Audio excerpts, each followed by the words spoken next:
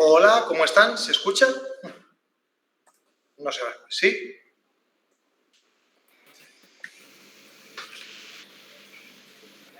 Saludos a todos. Saludos. Tenemos Hola, Juan, Alejandra, Víctor. en Argentina. Hola. Sí, yo escucho bien. Sí, nuestro conferenciante también. Juan Budero también. Ha respondido todo el mundo antes que él. Que sería, lo voy a poner en el centro a él. ¿Nos ven bien? Bien. ¿Ver? Sí. ¿Escuchar? No sé. Hola, hola. ¿Me escuchan bien ahí? Perfectamente. ¿Víctor? Te escuchamos y se ve bárbaro. ¿En el aula me escuchan bien? En el chat, si no se lo maneja bien. ¿Nos escucha bien, Juan? ¿Se oye bien de acá? Sí, perfecto. Bueno, pues entonces vas. No sé si va un poco retardado, pero si quieres, lo que puedes hacer es empezar a compartir pantallas si tienes una presentación o algo en lo que presento un poquitito la sesión. Yo lo veo desde acá, Víctor. ¿Me escuchan bien ahí en el aula, presencialmente? Perfecto. De hecho, sí. Bueno. A ver si... Deja ver, no me la cargue. Se debería poder girar lo que pasa. A ver. ¿Sí? ¿Lo puedes ver? Mejor así. Veo. Vamos, ahí. Eso sí.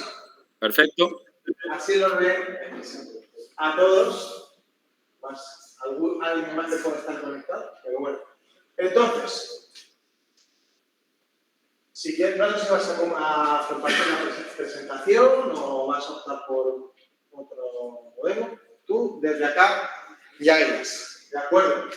La idea es... Perfecto. Durante eso, pues una hora, poco más, lo que tú más o menos estimes, nos hagas la presentación que habías proyectado sobre, bueno, una introducción al esoterismo, ¿no? Y a su acercamiento oculto en la sociedad del final de la Edad Media y del Renacimiento, además a partir del ejemplo de tres autores particularmente significativos en la materia, ¿no? Y luego vamos a ver si el micrófono da bien.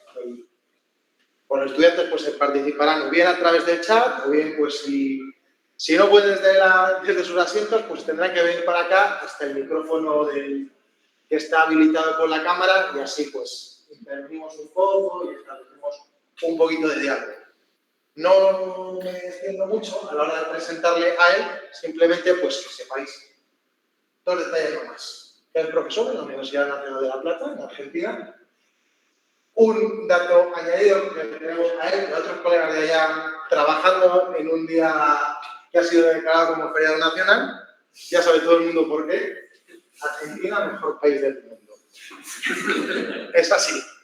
Y que bueno, sí que la verdad es que es una fortuna que hayamos tenido la posibilidad de realizar esta sesión porque la verdad no es este tipo de temáticas, no son evidentemente las que cuentan con un mayor número de investigadores que se dediquen a ellas y él es en ese sentido un especialista muy reconocido, no solo en América, también en Europa, por los trabajos que lleva dedicando desde hace ya un buen número de años a este campo. Así que la verdad que te quiero agradecer de nuevo pues la buena disposición que has tenido para compartir con nosotros este ratito en el final del curso acá y allá, ¿de acuerdo? Así que, Juan, pues todo tuyo, ¿de acuerdo?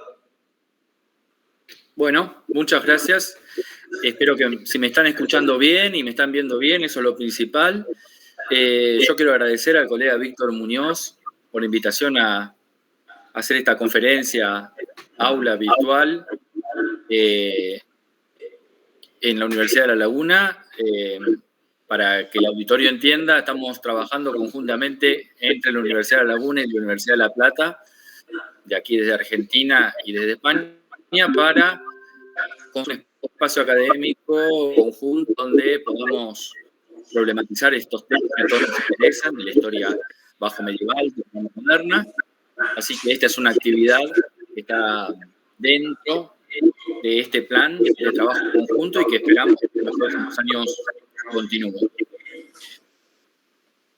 Sabés, Víctor, que tengo un poco de retorno de mis propias palabras. Yo no sé si se puede Sí, apagar el micrófono del aula. Listo. Gracias.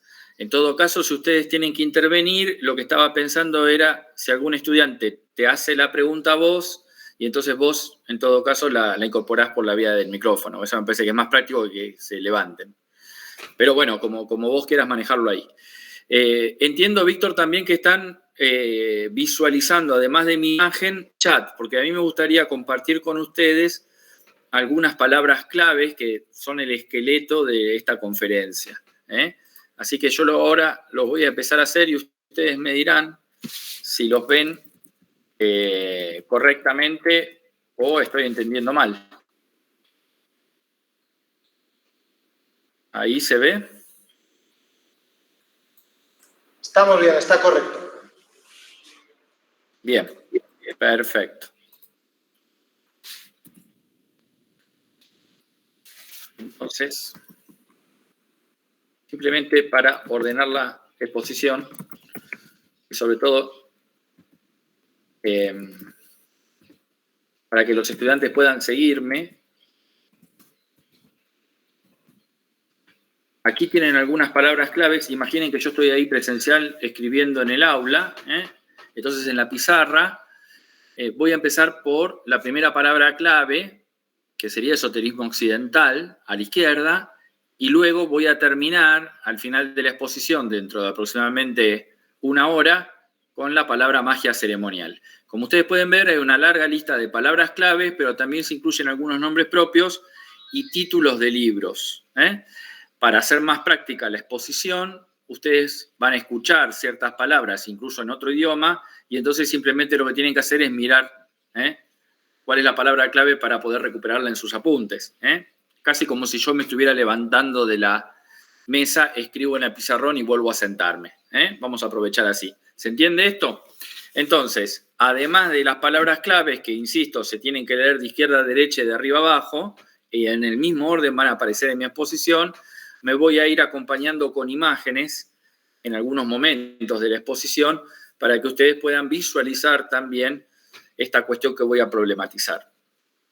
La conferencia va a tener dos partes, una inicial que tiene que ver, sobre todo teniendo en cuenta que ustedes son estudiantes avanzados y que ya han problematizado otros temas de la historia europea, la cuestión del esoterismo occidental. Entonces, en los primeros 5 o 10 minutos voy a tratar de transmitir de una manera lo más amable posible, lo más tranquila posible y lo más sencillamente posible, aunque el problema es muy complejo, de qué estamos hablando cuando hablamos de esoterismo occidental, de magia, como se decía antiguamente, y luego sí voy a bajar concretamente a los 3 casos que estamos planteando para el día de hoy, que son Ficino, Pico y Agripa, como ustedes pudieron ver en la difusión de la actividad. Cuando estamos hablando de esoterismo occidental, estamos hablando de una herramienta intelectual que fue creada a mediados de la década del 90 del siglo pasado para superar la antigua herramienta que se usaba para problematizar estos temas, que era la de magia. La palabra magia, hay que ya rápidamente deslindar 2 acepciones que ustedes quizás hayan escuchado, no tanto en el mundo universitario, pero sí, por ejemplo, en la literatura fantástica, ¿no? Esa idea de que los magos se enfrentan a los dragones o cosas por el estilo, que aparece, por ejemplo, en la literatura de Tolkien. Bueno, este objeto que nosotros trabajamos en la academia no tiene nada que ver, o sea, los magos que yo voy a hablar del Renacimiento no pelean con dragones, sencillamente porque los dragones no existen. Entonces, deslinden la acepción de la palabra magia en relación a ese significado que fue construido en la literatura fantástica para entretener a un lector, para un niño que quiere leer estas cosas, entonces dice, bueno, los magos son los que pelean con los dragones. La segunda acepción que ustedes van a deslindar fue construida en el siglo XIX y tiene que ver con la idea de la magia como ilusionismo. El mago es el que hace trucos, por ejemplo, con cartas, o el que se encadena, como hacía Houdini, y de repente se sumerge en el agua y 10 minutos después aparece afuera del agua y librado de las cadenas. Esa idea de magia como ilusionismo, como entretenimiento a partir de fenómenos visuales que parecen ser una cosa y en realidad son otras, también la vamos a deslindar. Nuestros magos del Renacimiento están terriblemente alejados de esa idea de, no se imaginen a una gripa entreteniendo en un cumpleaños a los niños con trucos de magia, tampoco.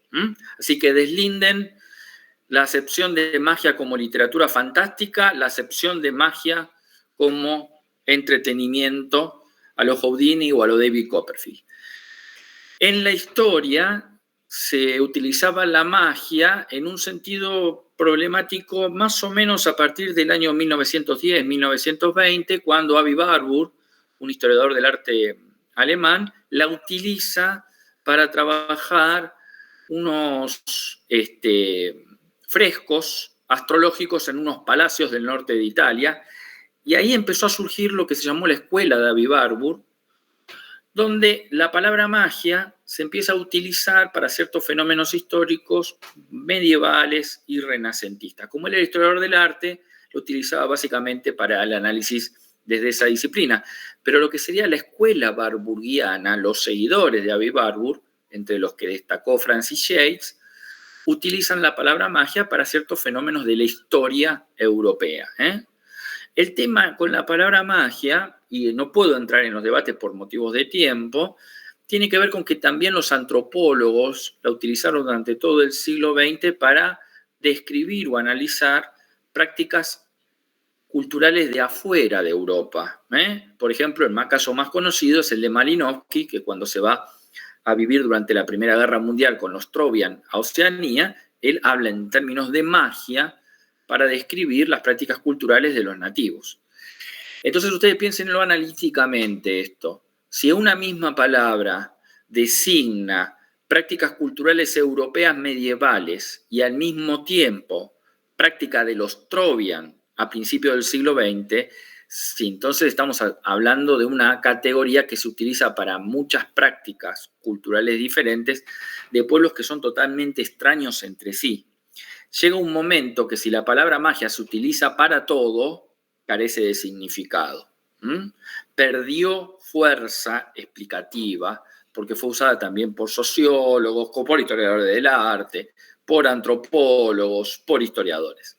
Entonces, en la década del 90, Antoine Faivre, un historiador francés que estaba en la Sorbonne, propuso un esquema teórico donde la palabra magia quedaba superada por otro tipo de herramienta, que es la de esoterismo occidental, donde se postula la idea de que existe en la tradición occidental, es decir, desde el mundo greco-romano hasta nuestros días, una serie de corrientes culturales que tienen, dice Antoine Faivre, un aire de familia.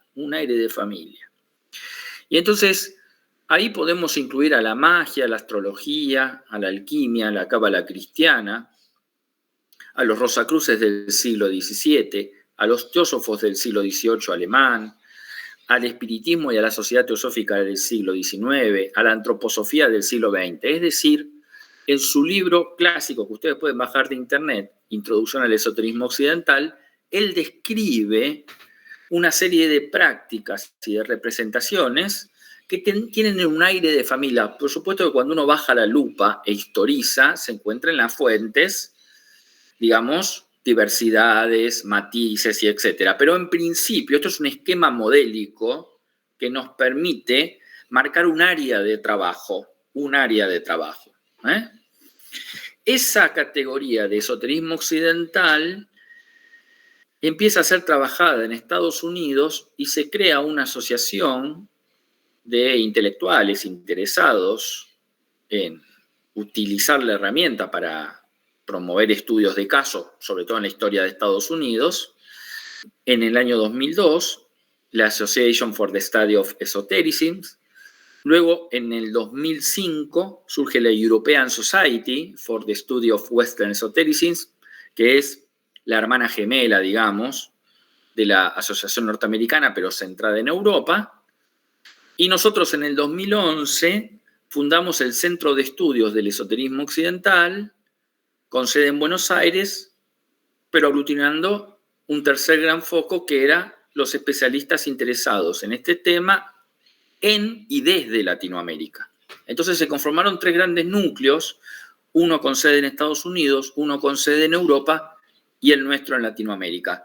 Nosotros con la idea de trabajar la historia del esoterismo latinoamericano, pero ¿por qué no iberoamericano también? Es decir, participando de una tradición común, y por supuesto quienes se animaban también a avanzar sobre la historia del esoterismo europeo con una mirada desde aquí, desde Latinoamérica. Eso es básicamente entonces el panorama de la historia del concepto. Ahora, si tienen un aire de familia, todas estas prácticas que durante siglos atravesaron Occidente, digamos cuáles son los 4 elementos centrales que tienen que estar sí o sí y que conforman el esquema, la médula del concepto.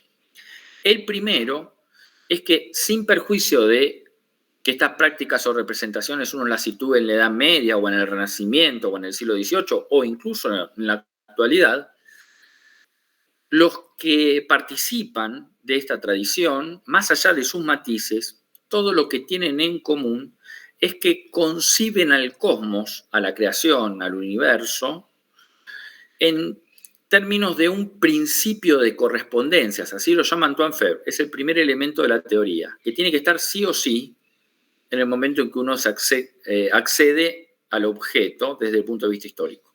¿En qué consiste el principio de correspondencias? La idea básica es que el esoterista piensa el cosmos como una gigantesca red donde lo superior influye de alguna manera en lo inferior, el más allá en el más acá. En fin, la terminología cambia, pero el concepto clave es el mismo. El principio fundante de la astrología se basa en el principio de correspondencias. Esto es, lo que sucede a escala planetaria dentro del sistema solar o incluso más allá, influye en los fenómenos terrestres, los determinan de alguna manera.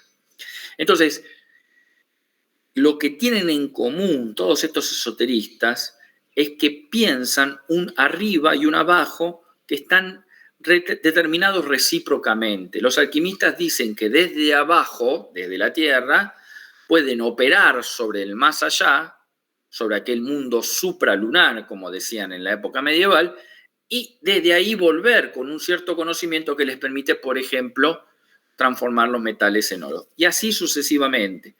Lo que quiero que entiendan es que el principio de correspondencias es el primer punto rector de esta herramienta teórica. Ahora, ¿con esto alcanza? No. Necesitamos el segundo elemento, lo estoy diciendo rápido, pero digamos, porque el tiempo apremia, para ir solamente a los casos. El segundo elemento rector, además del principio de correspondencias, es que todos creen que la naturaleza está viva. Un esoterista, por definición, entiende que la naturaleza tiene todos los elementos de la naturaleza, tienen un poder, una virtud, una fuerza, la llaman de diferentes maneras, pero la idea básica es que más allá de lo que uno ve, de lo que uno oye, o de lo que uno huele, o de lo que uno toca en la naturaleza, hay algo escondido, hay algo a lo cual se puede eventualmente acceder, y entonces hay algo oculto que hay que desentrañar. Y esto vale para la magia, vale para la alquimia, etcétera, etcétera, etcétera. Repito, principio de correspondencias, principio de naturaleza viva. Todo está vivo. Incluso lo que para la ciencia no tiene vida, para el pensamiento esotérico sí lo tiene. Piensen en los planetas, en las montañas, todo lo que existe, absolutamente todo, está vivo o tiene en su interior una virtud o una fuerza o un poder. El tercer elemento de la teoría tiene que ver con el principio de mediación. Los esoteristas, en este universo tan complejo de redes ocultas que de alguna manera se determinan recíprocamente, se ubican en el lugar de la mediación.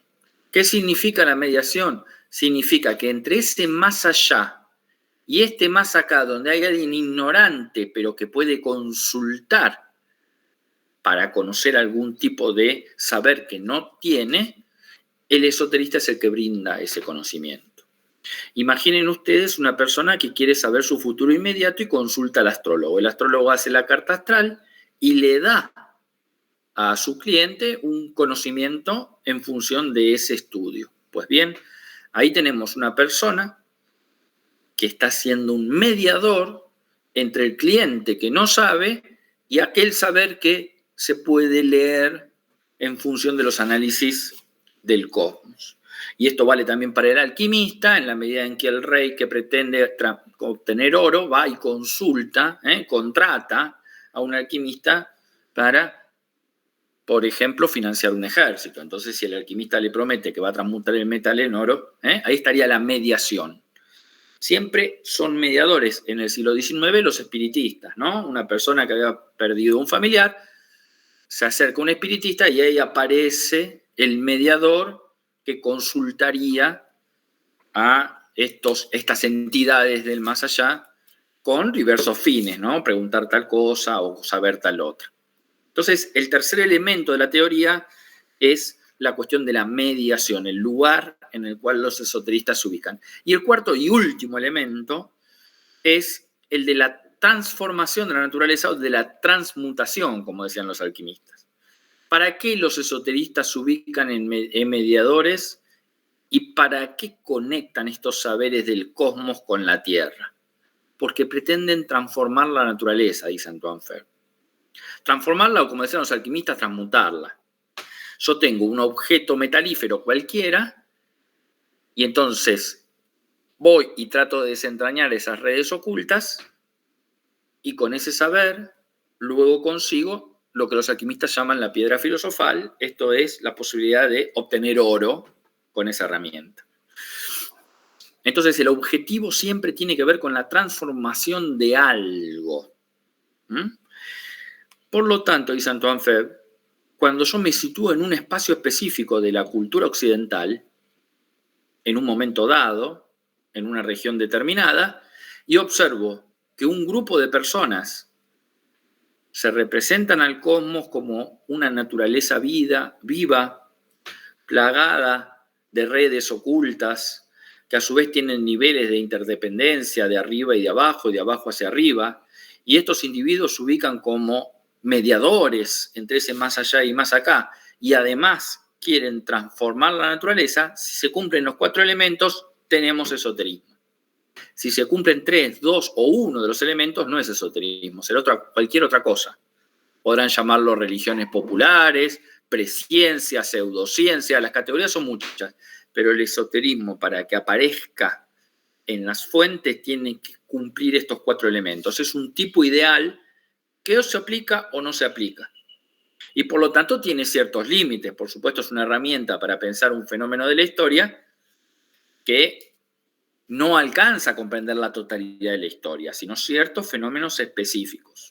Hay mucho que queda afuera y que tiene que ser estudiado con otras herramientas, no con esta.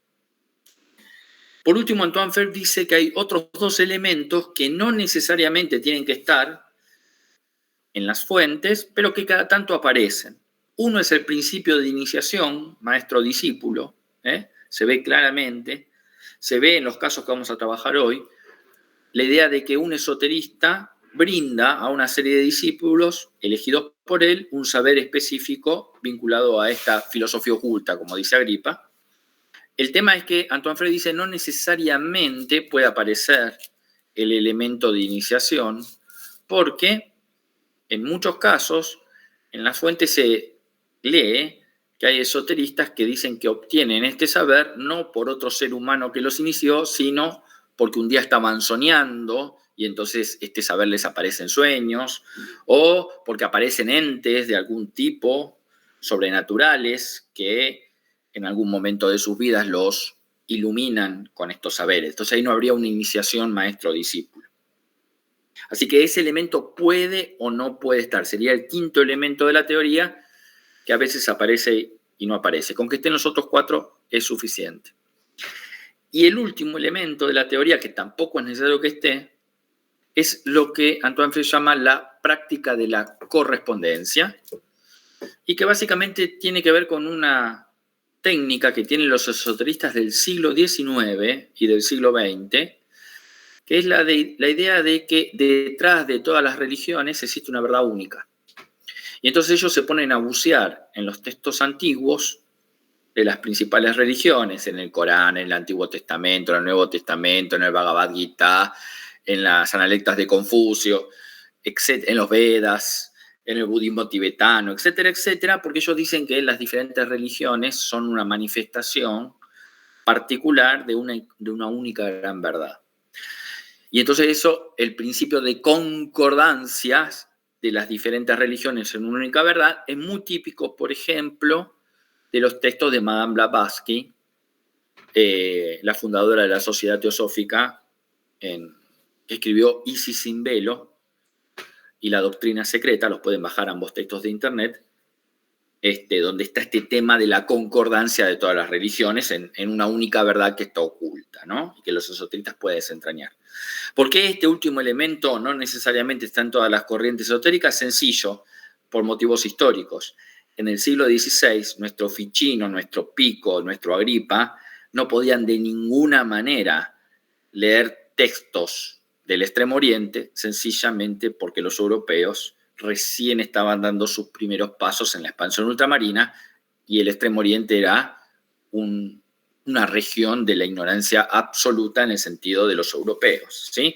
Recién en el siglo XIX, por la vía del imperialismo inglés, se consigue acceder a las culturas del Extremo Oriente, del interior de África, etc. Entonces, no es posible pedirle a un esoterista del Renacimiento la práctica de la concordancia de religiones cristianas y no cristianas a una escala global. Así que, cuando estamos hablando de esoterismo, estamos hablando de esto. No estamos hablando ni de la magia de David Copperfield, no estamos hablando de la literatura fantástica de los magos con los dragones según Tolkien, no estamos hablando de la magia a lo Malinowski entre los Trovian desde la antropología, estamos hablando de un concepto que se aplica específicamente para la tradición occidental. En principio, entonces, no se podría hablar de un esoterismo tibetano, un esoterismo chino o un esoterismo incaico. Aunque, por motivos de honestidad intelectual, debo decir que en los últimos 5 años, sobre todo, hay un terrible debate interno dentro de nuestro campo para ver si esta afirmación que acabo de hacer se puede sostener o no. Y hay algunos colegas que están empezando a decir que sí podemos hablar de un esoterismo tibetano. No los quiero hacer profundizar en estas cuestiones porque me quiero concentrar en el caso específico.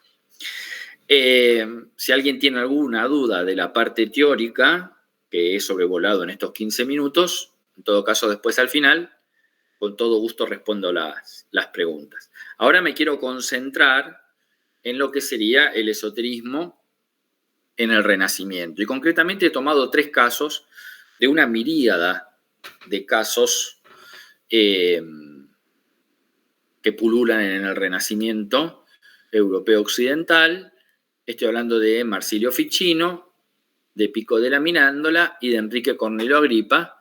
Y para eso el disparador, en todo caso, Víctor, por favor te voy a pedir que allá me confirmes si están viendo la imagen que voy a subir en este momento.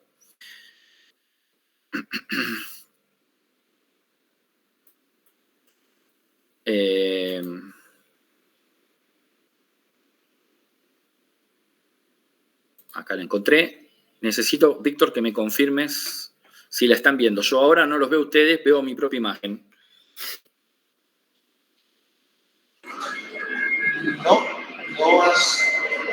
No se ve, creo. Tienes que compartir pantalla a través de ahora, presentar, ahora sí. Ahora se ve, muy bien. Ahora yo no los estoy viendo. Muy bien, apagame el micrófono, así no me hace ruido.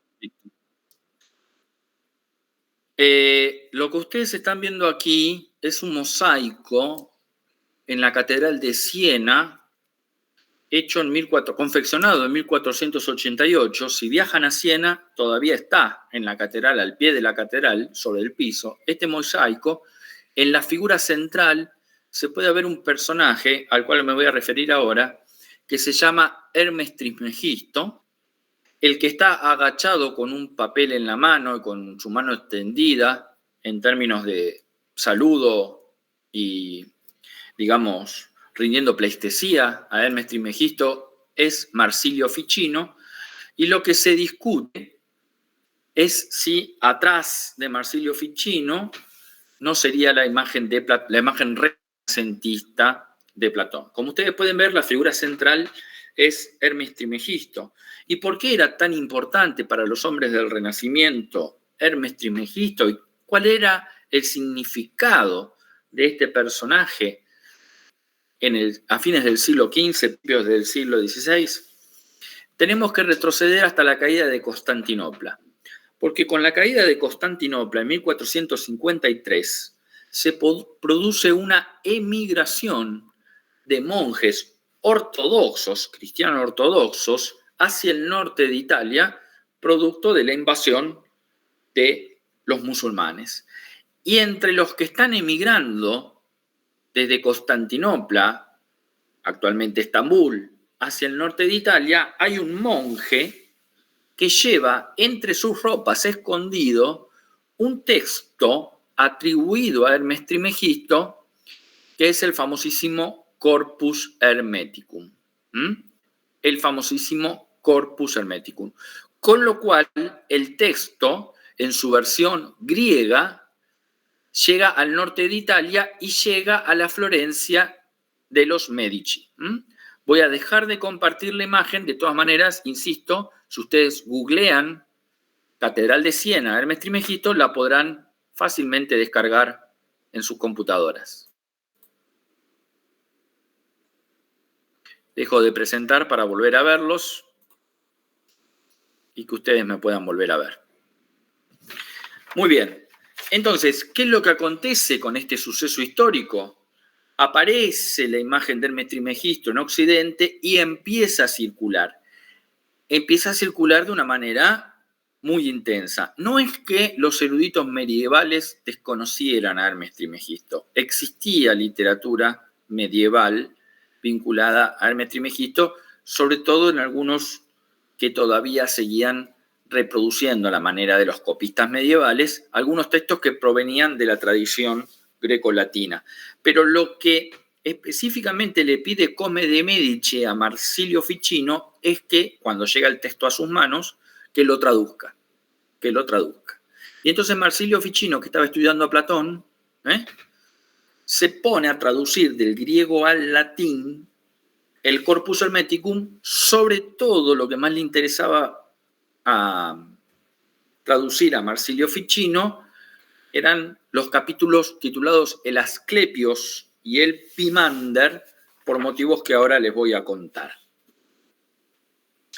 El problema, y acá un poco para salir de la historia cultural para entrar en la historia política, el problema era que Hermes Trismegisto, la imagen, la figura de Hermes Trismegisto, era muy bien conocida por los teólogos cristianos desde la época de Agustín de Hipona. Agustín de Hipona, en la Ciudad de Dios, asocia a Hermes Trismegisto con los demonios. La construcción, digamos, discursiva con la cual Hermes Trismegisto asocia esto tiene que ver con un panorama histórico en el cual yo no puedo profundizar por motivos de tiempo, obviamente. Tiene que ver con la disputa que tienen los teólogos cristianos de los siglos IV y V con las religiones politeístas paganas. Lo que está haciendo Agustín de Hipona en la Ciudad de Dios es demonologizar las religiones antiguas y las clásicas. Y en esa demonologización también aparece la imagen de Hermes Trismegisto. Por lo tanto, para el siglo XV tardío, cuando Marsilio Ficino, que era sacerdote y además médico, y que conoce que Agustín de Hipona en la Ciudad de Dios había hecho una relación entre demonios y Hermes Trismegisto y le dicen, traducí esto, su príncipe le dice, traducí esto, él formaba parte de la corte de los Medici, tiene un problema, En un problema porque él conoce que la tradición teológica cristiana, desde Agustín en adelante, había asociado a Hermes Trismegisto con los demonios.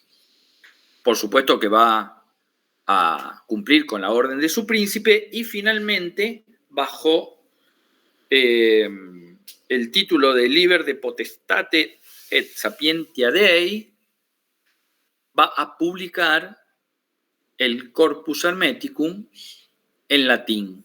Este texto, insisto, que había sido traído por el monje Leonardo da Pistoia desde Constantinopla hacia Florencia, y entonces, por orden de los Medici, fue traducido por Ficino y empezó a circular con este nombre en latín.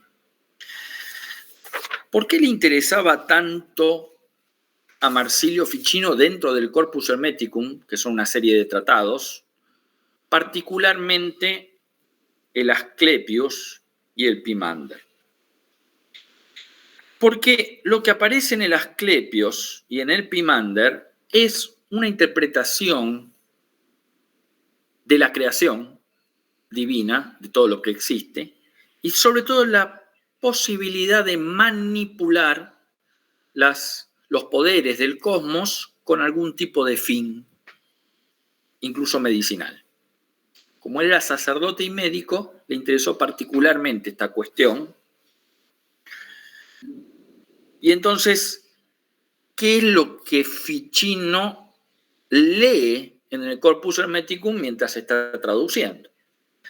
Lo que se cuenta en el Asclepios, que es el diálogo entre Hermes Trismegisto y su discípulo, que se llamaba Asclepios, es que Hermes Trismegisto le enseña que los sacerdotes egipcios de la antigüedad, por medio de una serie de operaciones mágicas, hacían descender una fuerza de los planetas a las estatuas con las cuales habían construido los templos, y esas estatuas inanimadas hasta ese momento adquirían vida al vivificarse merced a ese descenso de la fuerza celeste. Y los sacerdotes egipcios utilizaban estas estatuas, por ejemplo, para adivinar el futuro, por ejemplo, para curar. Esto le interesaba muchísimo a Ficino, porque lo que está apareciendo acá es una técnica antigua, que para él es verdadera, que está siendo enseñada por quien para él es un personaje real, que es Hermes Trismegisto, que para Ficino está vinculado al antiguo Egipto, la cuna de la magia, según los intelectuales renacentistas. Y entonces Marsilio Ficino cree haber encontrado una sabiduría que se ha perdido y que él puede poner en práctica. Le interesaba pasar a la acción, no quedarse solamente en el plano de la traducción. Y entonces, Marsilio Ficino, además de traducir, escribe su propio libro, el libro de la vida, el De Vita, que también lo pueden bajar de internet, y yo ahora les voy a compartir la imagen. Volvemos, por favor, Víctor, a que me confirmes si pueden ver la imagen del De Vita, apenas yo la suba. Demora unos segundos en subir, pero sube.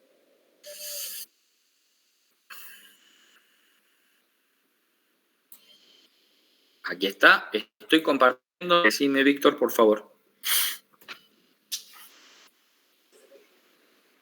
Aún no, pero supongo que estará cargando.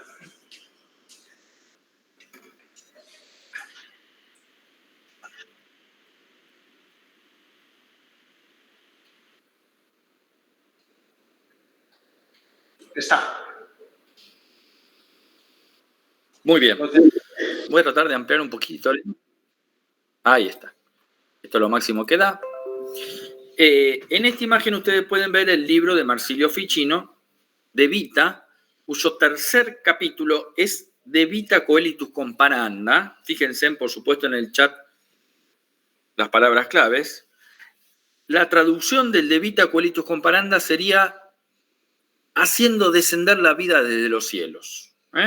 haciendo descender la vida desde los cielos.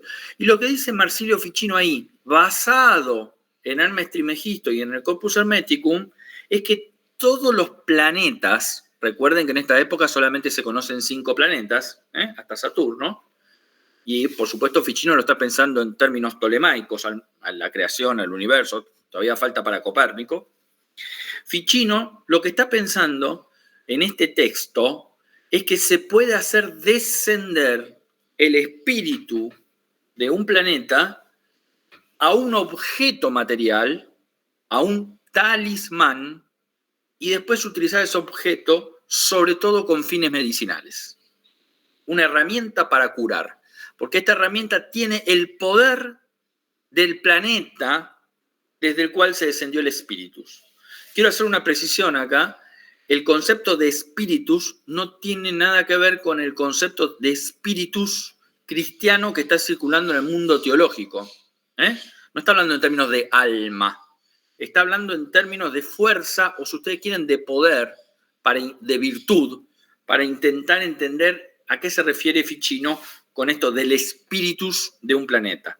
La cuestión es que Marsilio Ficino dice que el mago puede hacer descender este espíritus planetario, un objeto terrestre, vivificarlo y entonces con esa herramienta curar. E incluso en De Vita Quaestus Cum Paranda asocia el espíritu de alguno de los planetas con sus poderes talismánicos, que es la base de la magia astral. Por ejemplo, dicen De Vita Quaestus Cum Paranda, en este libro que ustedes están viendo, que para obtener el espíritus de Mercurio se tiene que hacer una imagen de plata adornada con el signo de Virgo, y entonces este objeto le va a dar a su portador dones intelectuales. Imagínense que ustedes están por dar un examen mañana, bueno, entonces agarran, según Ficino, un talismán, un objeto material cualquiera, y tienen que hacer descender el espíritu de Mercurio a partir de la confección de una imagen en plata con el signo de Virgo. Y por lo tanto, al otro día van a tener mayor capacidad intelectual para dar el examen. Pero hay más. Ustedes imaginen otra situación. Con el espíritu de Saturno, por ejemplo, la idea tiene que ser que se dibuja una persona anciana sentado sobre un trono o sobre un dragón con la cabeza cubierta con una capucha oscura de lino, en actitud de llevarse la mano a la cabeza, y empuñando una hoz o un pez en la otra mano, y así se obtiene la prolongación de la vida. El espíritu de Saturno sirve en este caso para prolongar la vida, o lo que es lo mismo, para curar enfermedades. Y así sucesivamente. Voy a dejar de compartir para que podamos vernos nuevamente. El texto del De Vita Quaestus Cum Paranda lo pueden también hacer descender para los que les interesa, para leerlo en latín de internet, pero también hay un montón de traducciones al inglés, castellano, etc.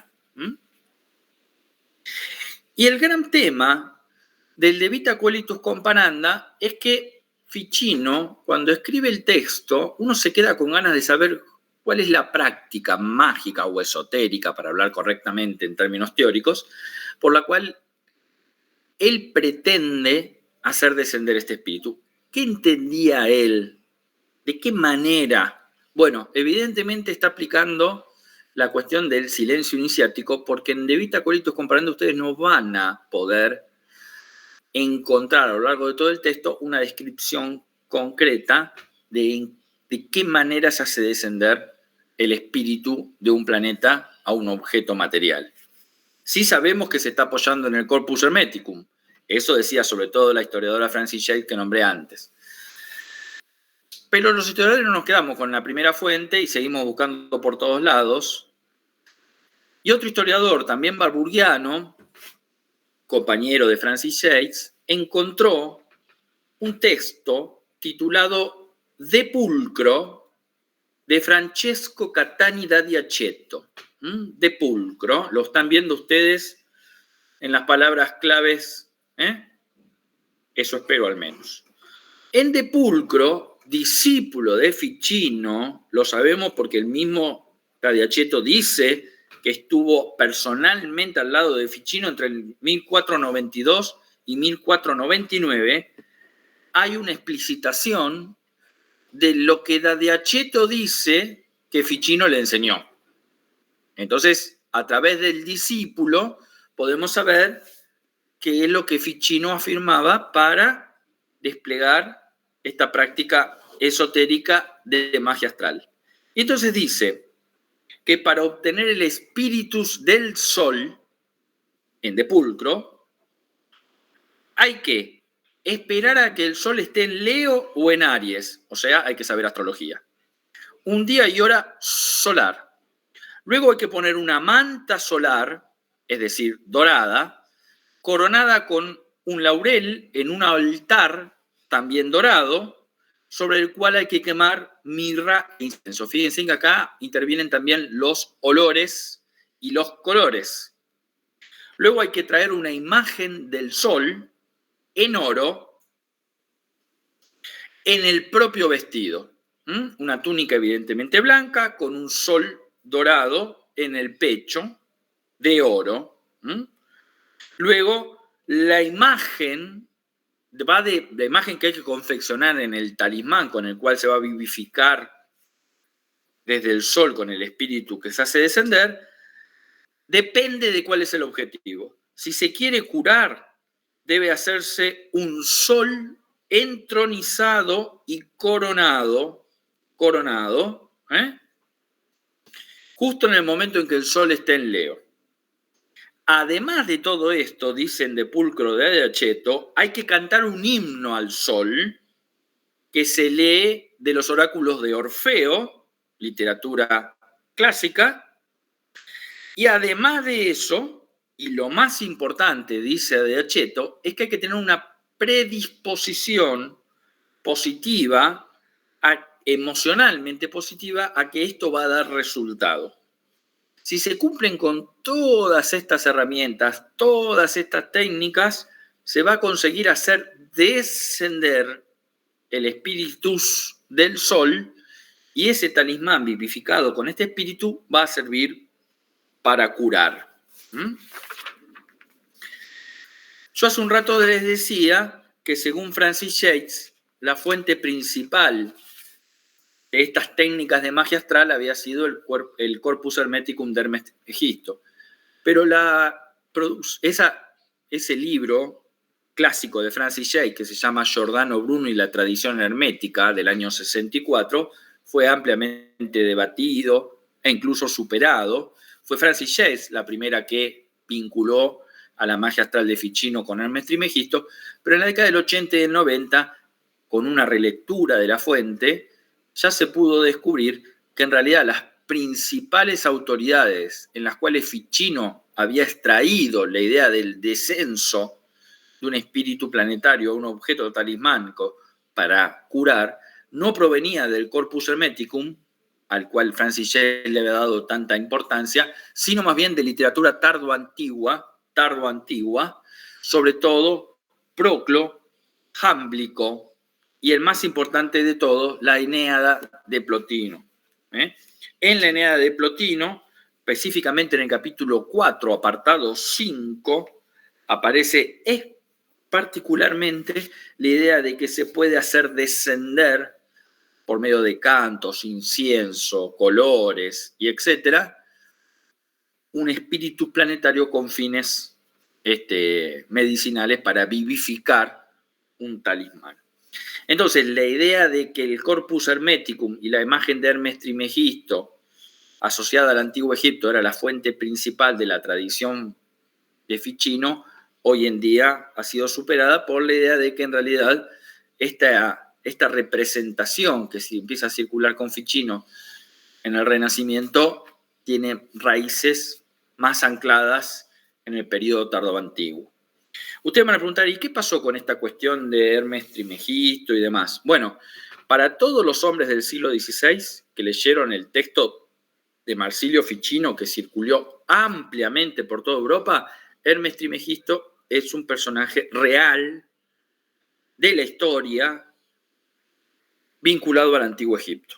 Por supuesto, acá, como ustedes podrán imaginar, hay un problema de base, que es que nadie en el siglo XVI, ni antes del siglo XVI, ni después del siglo XVI hasta principios del siglo XIX, puede leer los jeroglíficos egipcios. Como todos sabemos, recién con la piedra de Rosetta, una vez que Napoleón llega a Egipto, se puede empezar a traducir y nace la egiptología.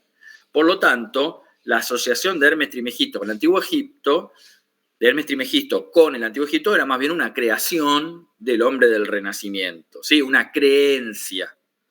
Pero en realidad no necesitamos hasta la piedra de Rosetta para que este mito se derrumbe, porque a principios del siglo XVII, un lingüista que estaba debatiendo cuestiones teológicas en relación a las reformas religiosas, un tema en el que no nos vamos a meter, justamente se pone a analizar la lengua griega con la cual Ficino había traducido del griego al latín, es decir, cuál era el griego del texto que había traído Leonardo da Pistoia. Y lo que descubre es que el griego en el cual fue escrito el Corpus Hermeticum no puede ser anterior al siglo II o III después de Cristo. Esto tiene que ver con giros del idioma y demás. La cuestión fundamental es que no hay forma de encontrar a Hermes Trismegisto antes del siglo II después de Cristo, lingüísticamente hablando. Y esto desmoronó definitivamente para el hombre del siglo XVII, el erudito del siglo XVII, que ya conocen los textos de Casaubon, que es el que demuestra esto, Hermes Trismegisto había pasado a ser una figura mitológica, una figura mitológica, no histórica. Y es un poco ahí cuando decae la imagen de Hermes Trismegisto. Ahora, hay otro discípulo de Marsilio Ficino que es Giovanni Pico de la Mirandola. Giovanni Pico de la Mirandola es el creador de la cábala cristiana. Acá entramos en otro ámbito del esoterismo renacentista. Por supuesto que Pico de la Mirandola tiene una imagen del cosmos, de la creación y de la naturaleza, que es la que le había enseñado Ficino, con el cual hasta tenemos las cartas que se escribían entre ellos.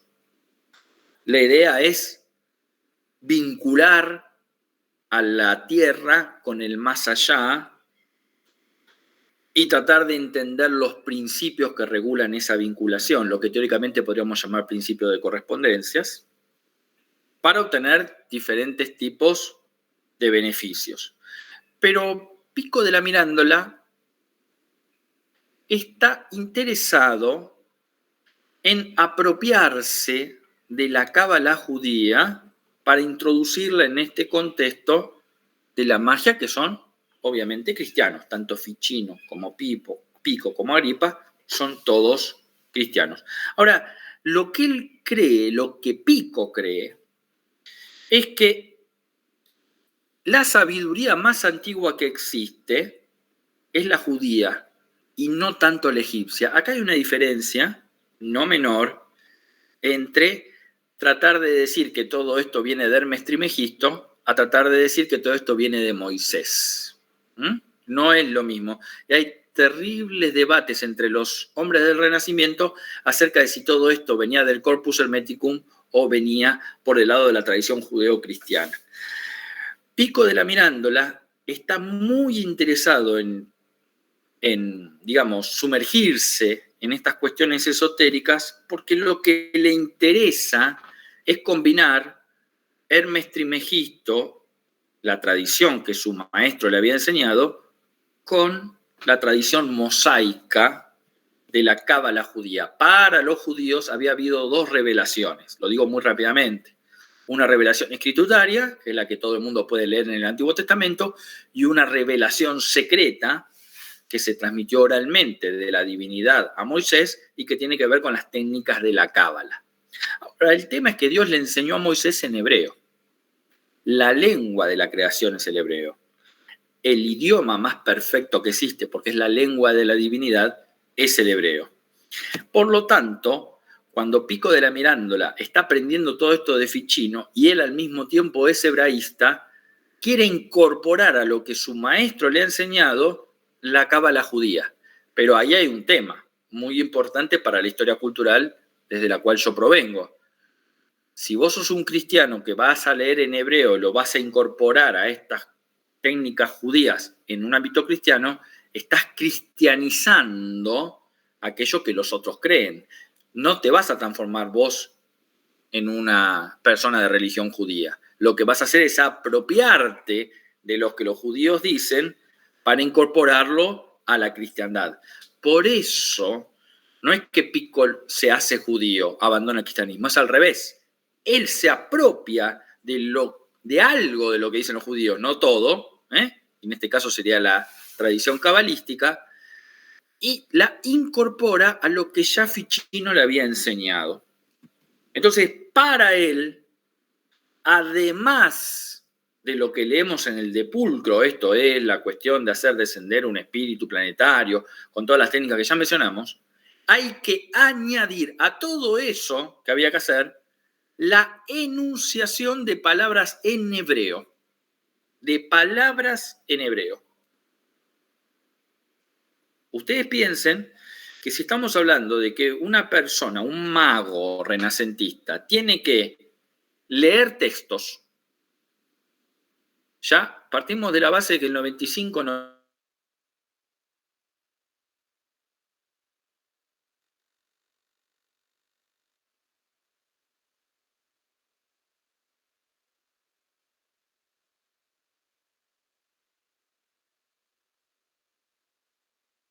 el círculo se...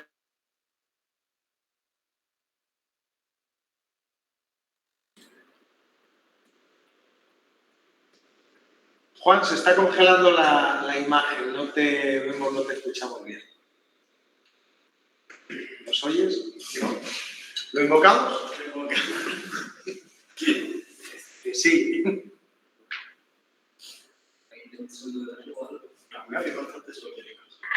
Mucho de verdad. A ver.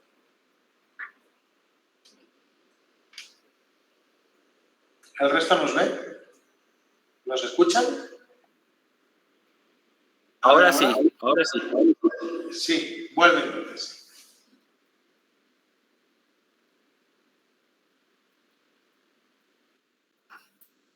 Sí, retoma.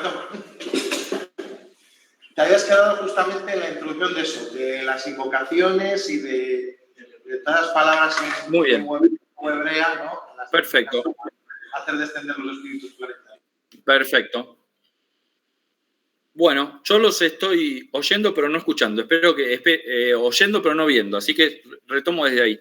Lo que les decía era que Pico della Mirandola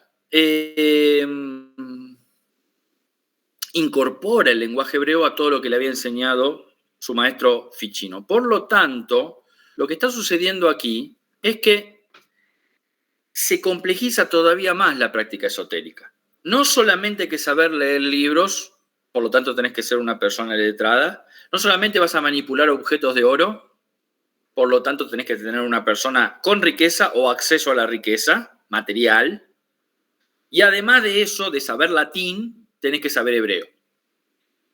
Así que, como ustedes pueden imaginar, estamos extremadamente lejos, en términos culturales, de una hechicera de la aldea. Extremadamente lejos. Estamos muy lejos de todo eso. Estamos hablando de la élite dentro de la cultura europea de la época. Y él dice, casi criticando a su maestro, que la única manera de tener eficacia en este descenso de los espíritus a los objetos terrestres para vivificarlos y obtener resultados es ni más ni menos que enunciando palabras en hebreo. Enunciando palabras en hebreo. Entonces, escribe 900 tesis, sus famosas conclusiones Philosophicae, Kabbalisticae et Theologiae, donde ordena esta idea de que la magia astral, en realidad, para ser eficaz, tiene que transformarse en magia cabalística y utilizar enunciados en idioma hebreo. Hay que aprender hebreo porque ese es el lenguaje de Dios, porque ese es el lenguaje con el que Dios creó todo lo que existe. Y entonces el mago debe ser casi como un co-creador de la naturaleza en los términos en los que el mismísimo Dios lo ha creado. ¿De dónde había sacado Pico de la Mirándola esto, que claramente no le había enseñado Ficino? Lo saca de Flavio Mitridates. Flavio Mitridates era un judío converso, pasado al cristianismo, que había sido profesor de teología en Roma y en 1483 tiene una serie de acusaciones que uno nunca sabe cuando lee las fuentes si son reales o no, sobre todo tratándose de una persona de religión judía, porque uno podría estar detrás de una situación de antisemitismo, pero la cuestión es que lo acusan a él de haber matado a una persona y se tiene que escapar. Y se va de Roma al norte de Italia. Y ahí es donde Pico de la Mirándola lo encuentra, y en 1486, Flavio Mitridates le enseña el idioma hebreo, lo transforma en un hebradista a Pico, y es donde Pico une lo que por un lado había obtenido de Ficino y por otro lado de Flavio Mitridates. Por eso Pico de la Mirándola, insisto con el punto, porque es muy importante, no es un cristiano que se convierta a la religión judía, sino que es un cristiano que se apropia de parte de lo que pensaban los judíos y lo introduce en lo que Ficino le había enseñado años antes. En las conclusiones, Pico de la Mirándola dice que estas cuestiones mágicas no tienen nada que ver con la obra del demonio. Acá está disputando palmo a palmo con las ideas de Agustín de Hipona en La Ciudad de Dios. Además dice que es posible establecer un vínculo entre el cosmos y la Tierra enunciando palabras en hebreo, con lo cual se puede hacer descender el espíritu planetario a ciertos talismanes para manipular esas virtudes naturales, y va más allá. Él dice que la Cábala confirma la tradición cristiana y que ni más ni menos que con la Cábala judía, a partir de una exégesis del idioma hebreo, jugando con las letras y construyendo significados, se puede demostrar ni más ni menos que la divinidad de Cristo. Y desde ahí, él propone un debate público con los judíos para decirle a los judíos que finalmente deben aceptar que Jesús era el Mesías que ellos estaban esperando y por lo tanto se tienen que convertir. Así que aquí hay una derivación política de las creencias de Pico de la Mirándola, además de matizar las cuestiones que su propio maestro le había enseñado, y esta idea de que había que demostrar la divinidad de Cristo lo mete en un brete teológico, porque como ustedes saben, la divinidad de Cristo no es una cuestión de ciencia racional ni de argumentación demostrativa, sino una cuestión estrictamente de fe.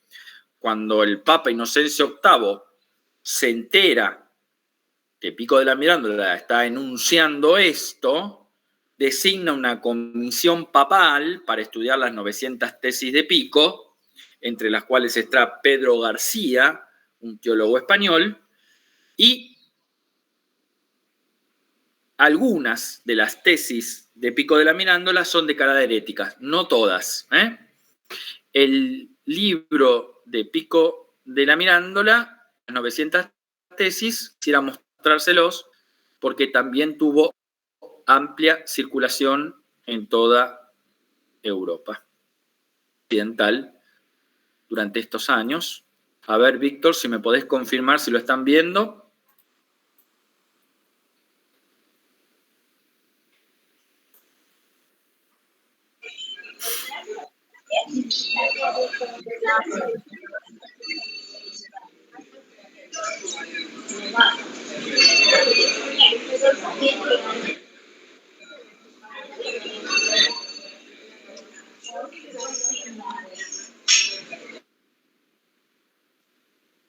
Ahora sí, ya se ve.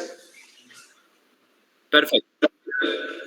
Entonces, en este libro, no todas las conclusiones, pero parte de las conclusiones son declaradas heréticas. Víctor, cerrame el micrófono, por favor, que me hace... Gracias.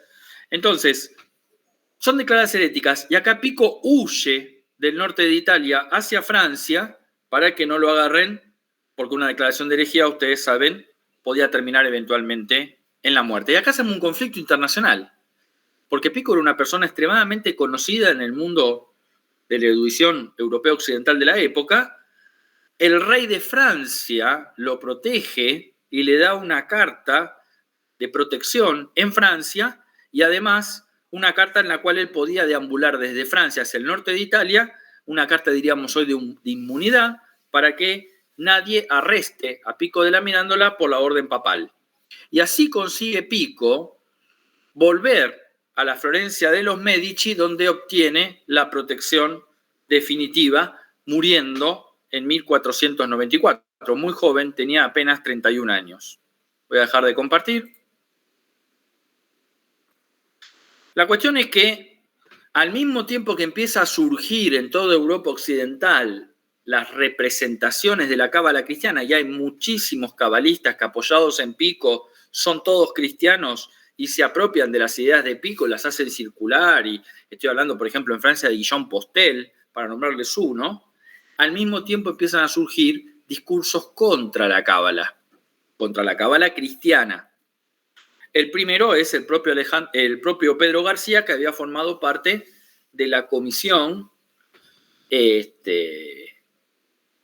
papal, que había estudiado el texto de las 900 tesis, que, detalle importante, las 900 tesis empiezan a circular ampliamente en Europa al mismo tiempo que el famosísimo texto, digamos, clave del Renacimiento, tal vez el más importante de todos, que es la oración sobre la dignidad del uomo, sería el discurso sobre la dignidad del hombre, en el cual Pico de la Mirandola, como ustedes saben, centra la principal preocupación de los eruditos europeos en el hombre y no en el cosmos, ¿no? Es, digamos, el himno al cambio antropológico, al giro de la erudición europea desde esa búsqueda del cosmos y de la divinidad tan típica del medioevo, ¿no? Ese giro hacia una mirada más antropocéntrica.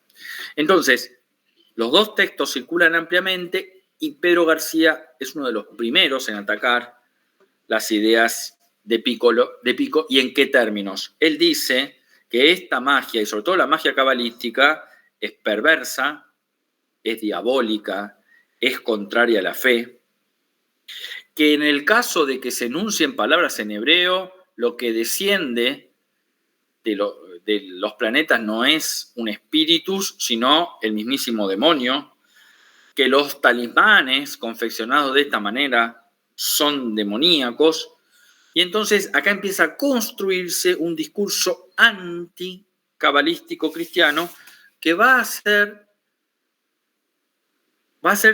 hecho circular durante todo el siglo XVI. Yo les voy a dar, sobre todo he traído casos de España, ya que la mayor parte del auditorio son jóvenes españoles, les voy a traer qué era lo que se decía sobre la cábala cristiana en España, atacando las ideas de Pico de la Mirandola. Uno de los que traigo es Pedro Siruelo, famosísimo intelectual del siglo XVI, que en 1538, en su Paradoxae Cuestiones, critica y condena a la cábala judía, en general, desde una postura antisemita, y además condena la utilización de la cábala judía por los cristianos. Esto es muy novedoso porque esto muestra que los teólogos cristianos estaban muy atentos a qué era lo que se construía y lo que circulaba en Europa occidental en relación a las representaciones judías. Él además decía que la cábala es incierta. Esto es muy interesante porque Pico parte de la idea de que la cábala es un instrumento que da certeza a la práctica de Ficino, que es inexorable, que si se usan las palabras en hebreo vamos a obtener el descenso del espíritu. Pedro Siruelo dice lo contrario, dice no, esto es incierto, no hay ningún tipo de eficacia garantizada a partir del uso del lenguaje en hebreo, y además dice otra vez construyendo un discurso, digamos, destructivo de las creencias de los judíos, dice que la cábala en realidad es una invención astuta de los judíos, que no es más que una blasfemia y no es más que una jerigonza. Jerigonza, en el siglo XVI, era el idioma con el cual se comunicaban las personas que hoy llamaríamos delincuentes de las calles, los malhechores de la calle, era una jerga de los delincuentes urbanos en España. Entonces, Pedro Ciruelo dice que la cábala judía es una jerigonza de los judíos. Podemos seguir con una serie de intelectuales y eruditos del siglo XVI que van construyendo capa sobre capa discursos anticabalísticos cristianos. Por ejemplo, Miguel de Medina, uno de los principales teólogos que va a participar incluso en el Concilio de Trento, en su Parénesis cristiana del año 1564, descalifica a la cábala en términos de disparates, ineptas mentiras inventadas por vagabundos para asombrar a un pueblo crédulo. E incluso, dice Medina, no es cierto que la lengua hebrea sea la más antigua, porque la lengua más antigua es la aramea, no es la hebrea. Benito Pereira, el famoso jesuita de la segunda mitad del siglo XVI, en Adversus Fallaces et Superstitiosas Artes, critica también a los que encuentran huellas cabalísticas que no son más que magos y exorcistas. Magos en el sentido teológico, es decir, son los famosos magos demoníacos que Agustín de Hipona había asociado en las épocas tardoantiguas. Y por último, de una larga lista que sería innecesario seguir abundando, traigo al médico personal de Felipe II, Francisco Valles, que en De Filosofía y Sacra reprueba, dice, a los magos, cabalistas y platónicos que se imaginan que en las palabras hay un poder capaz de obrar milagros. Es decir, hay a partir del texto de Pico de la Mirándola una serie de discursos teológicos fuertes que en el plano de lo político nos permiten ver que aquel que creía en estas cosas, bueno, podía eventualmente terminar muy mal. Si Pico de la Mirándola es contrafáctico lo que voy a decir. A veces nos tomamos la licencia los historiadores de imaginar que hubiera pasado, sí, lo cual no es nada académico, pero no importa, me lo tomo como licencia, que hubiese pasado si Pico no tenía la ayuda del rey de Francia y la protección de los Medici, y seguramente lo hubieran matado, o lo hubieran metido en una mazmorra y lo hubieran dejado ahí hasta que se muera, como le pasó 100 años después a Giordano Bruno, para poner un ejemplo, o para poner otro ejemplo a Galileo Galilei, que si bien no lo mataron, lo encarcelaron. El último ejemplo que les quiero traer, para no abusar de los tiempos y casi cerrando, es el de Enrique Cornelio Agripa. Acá salimos del área del norte de Italia, de la Florencia de los Medici, y nos corremos un poquito hacia la zona de Colonia, en los estados principescos alemanes, germanoparlantes, si ustedes quieren, porque Enrique Cornelio Agripa es, con su célebre texto de oculta filosofía, que va a escribir en 1510, probablemente el mago más famoso del Renacimiento. Mucho más conocido todavía que Ficino y que Pico.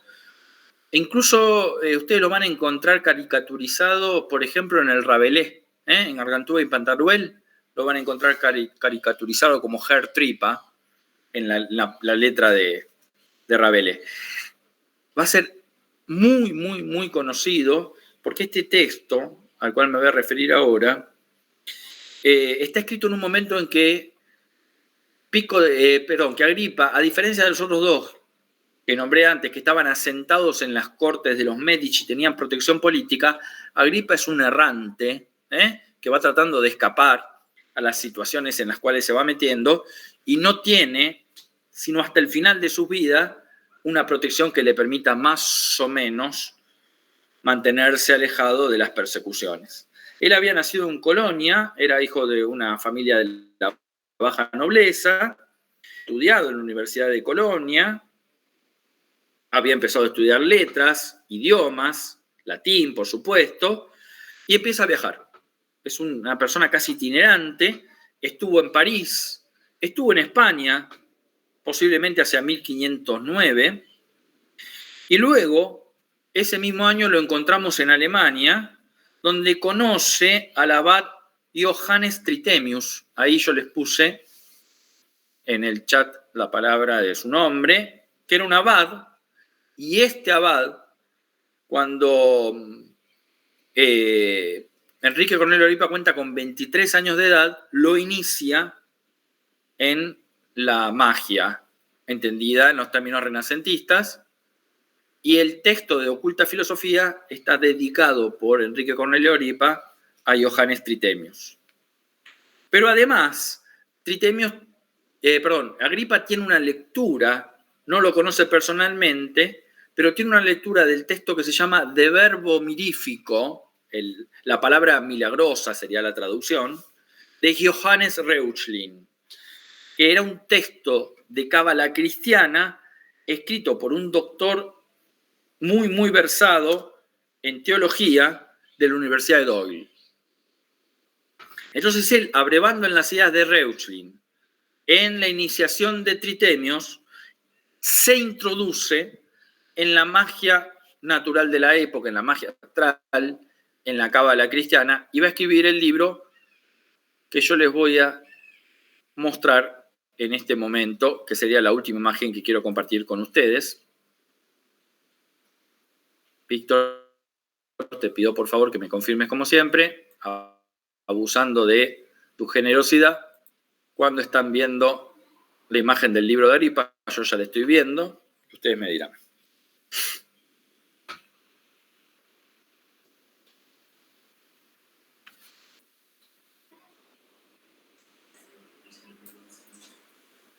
Listo, ¿verdad? Ahí se ve. Sí, está. Perfecto. Entonces, ¿qué es lo que hace Agripa en este texto? Ahora les voy a contar. Pero él mismo era consciente que los que llamamos teóricamente esoteristas podían tener muchos problemas por enunciar este tipo de prácticas y representaciones astrales, naturales, cabalísticas, etc. Entonces, este texto, el de Filosofía Oculta, no lo publica. Lo escribe en 1510, pero recién lo publica en 1533. Es decir, va a circular ampliamente por toda Europa Occidental, pero nunca va a llegar a la imprenta, sino hasta 20 años después. ¿Por qué?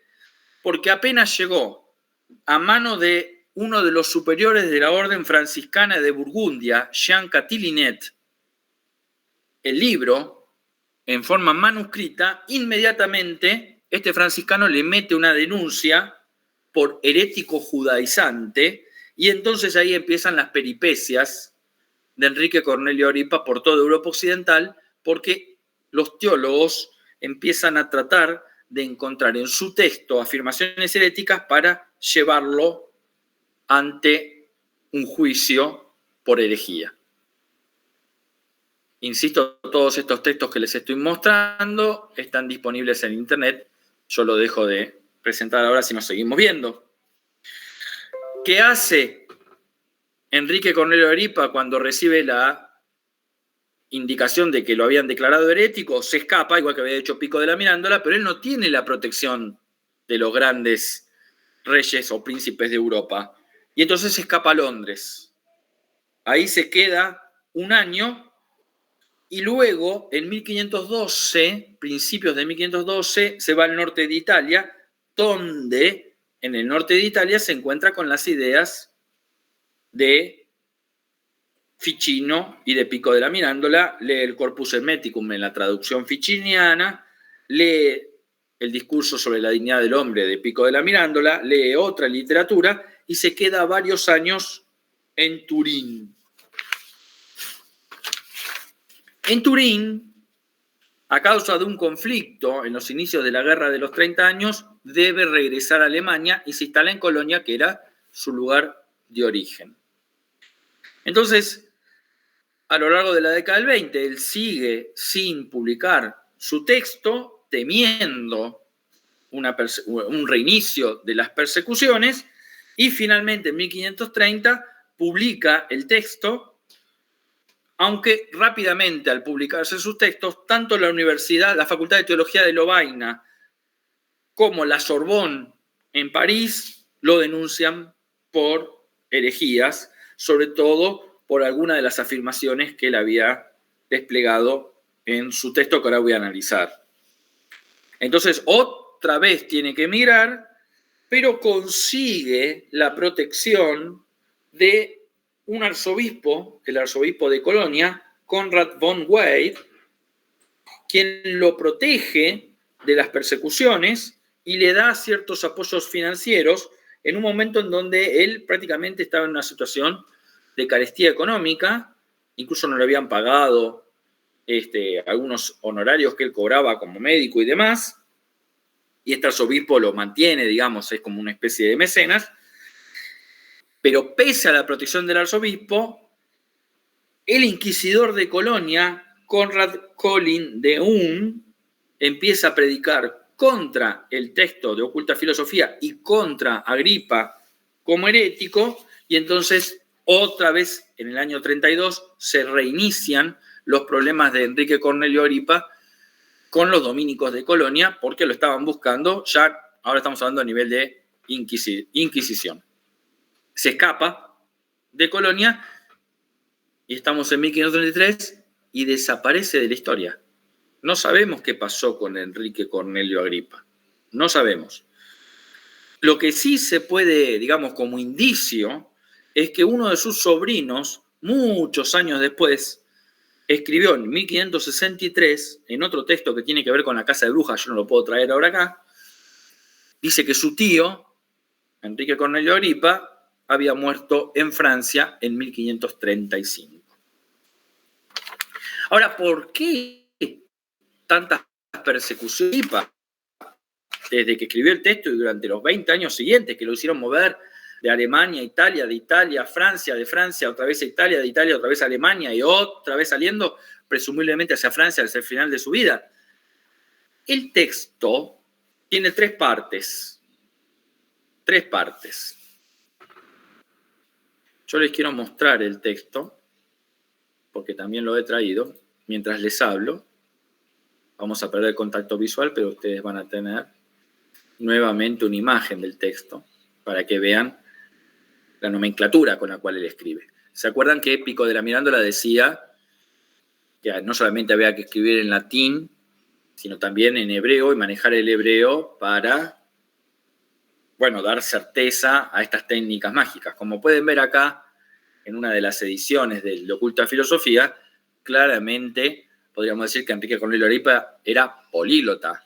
Se ve claramente cómo escribe en latín, pero al mismo tiempo introduce caracteres en hebreo, que era precisamente lo que Pico de la Mirándola había señalado a Ficino y lo que presumiblemente Enrique Cornelio Agripa pudo haber aprendido durante su estadía en el norte de Italia entre 1512 y 1520. ¿Sí?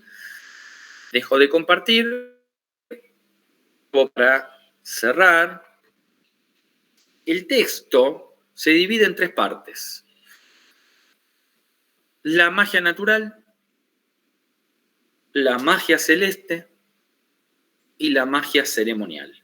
Es un libro que en realidad son tres libros en uno. Insisto, escrito en 1510, publicado finalmente en 1530. ¿Por qué tanta insidia por parte de los inquisidores y los teólogos contra este libro, igual que había acontecido antes con Pico, e igual que va a acontecer después de él con otros?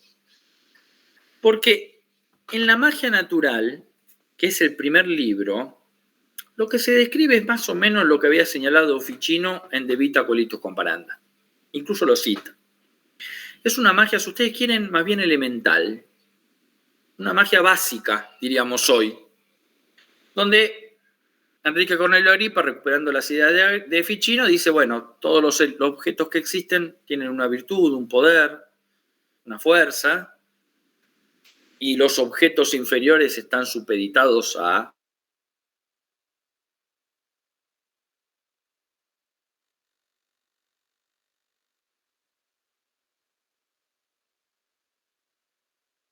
en los objetos naturales, y entonces eso se puede manipular por medio de las técnicas que enseñó Ficino. Todo el primer libro es una larga serie de técnicas mágicas basadas en la magia astral de Ficino, en la astrología de Ficino. Lo que Pico de Mirandola lo había llamado magia natural y magia no demoníaca. Incluso con esta magia, dice Agripa, se puede adivinar el futuro, se puede leer a través de las líneas de las manos el futuro de una persona, porque los objetos celestes imprimen en la mano de una persona su futuro. Se puede adivinar a través, los que entienden estas técnicas pueden adivinar a través del agua, a través del fuego, a través de la tierra, la geomancia, la hidromancia, incluso la necromancia, apelando a los muertos.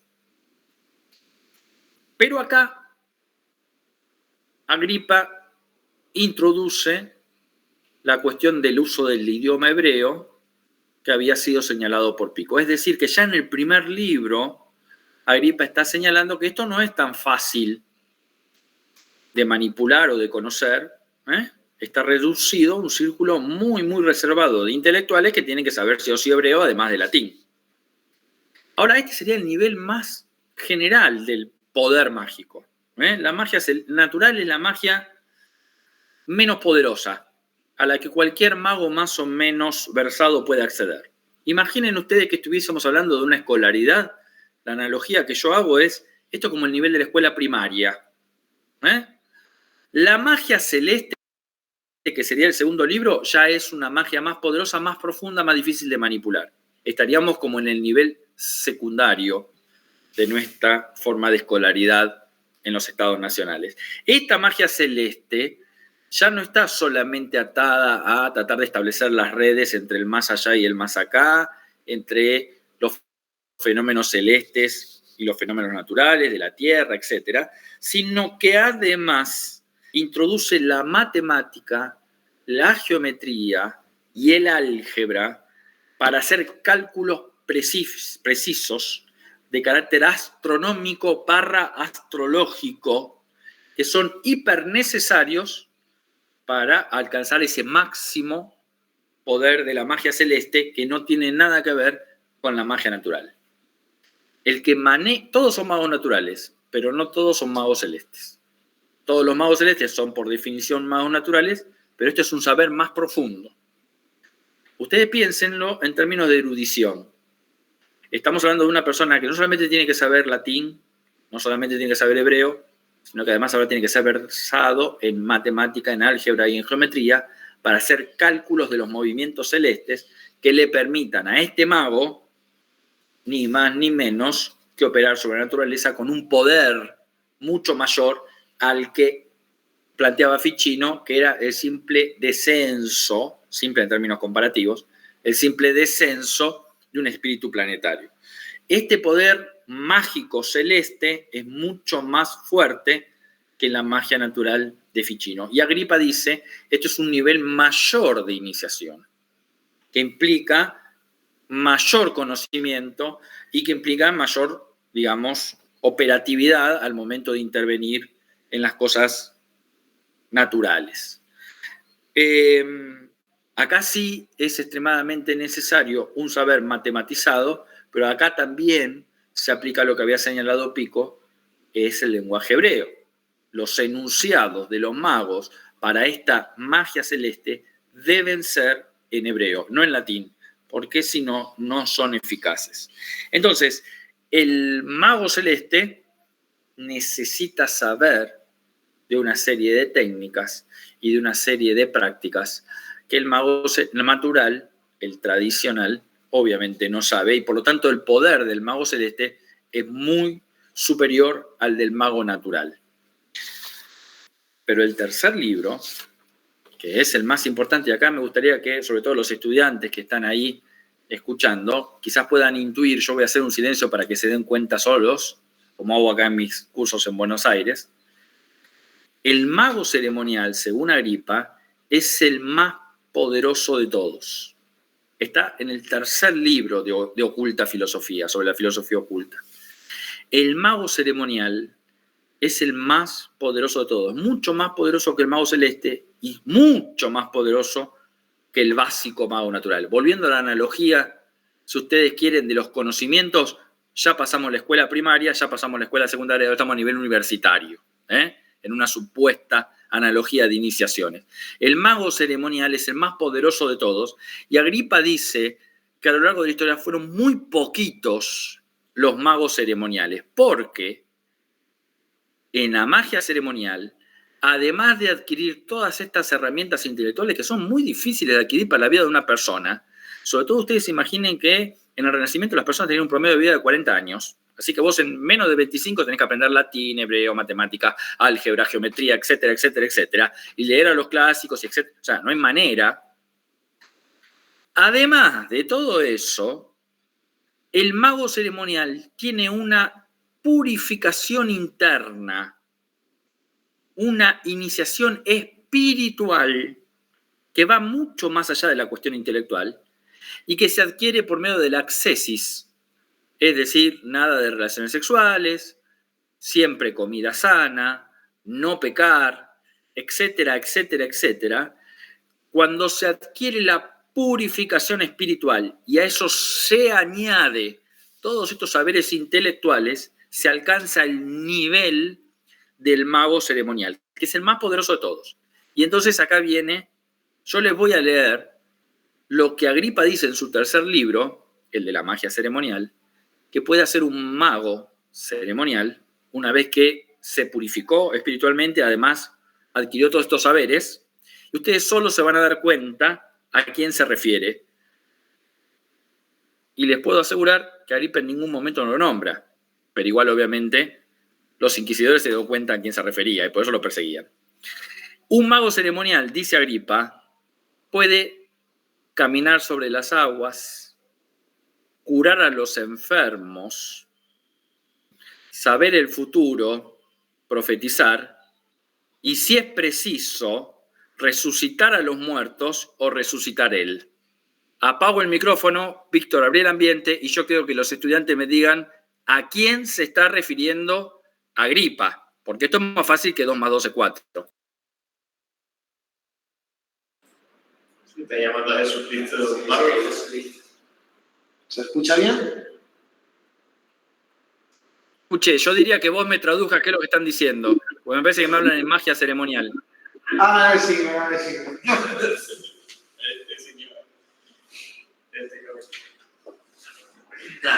Creo que no lo está viendo todo.